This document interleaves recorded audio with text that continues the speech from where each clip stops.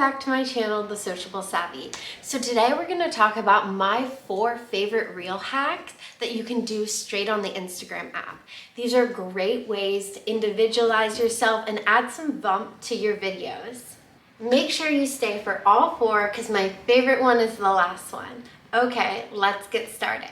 How to get these green screen pop-ups on your reels. Page, you're going to click the sparkle on the left side or effects. You're going to search pop-up. Make sure you have the dash.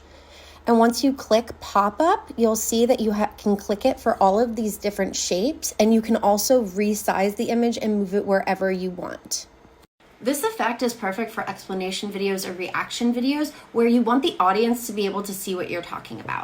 Let's get these super cool bubble captions on your reels.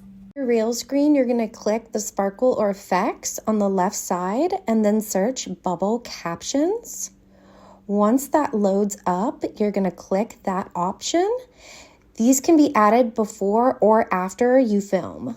How to make a text reel in 60 seconds. From the create new reel screen, you're going to search story edit. I like story edit 2. It has all these different options.